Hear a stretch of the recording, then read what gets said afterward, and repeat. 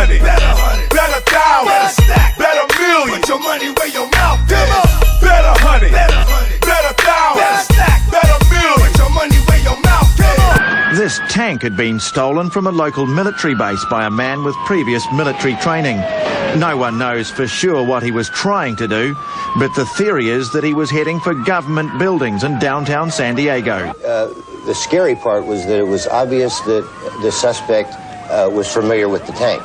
We immediately got information that there were no munitions in the tank. However, if he could get to the tank, get the tank out, there was no reason to believe that he couldn't get a large shell into the cannon of the tank.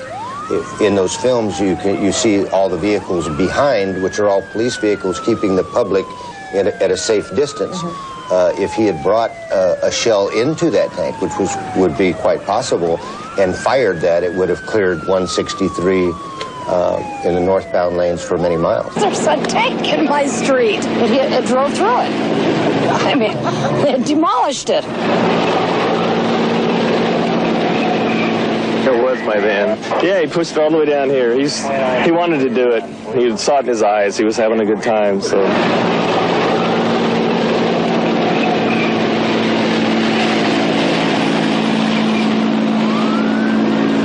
How could anybody just walk into an armory and steal a tank? When he got to the tank, it appears that he took some pry bars and broke some of the locks on 2 other tanks before he got to this one.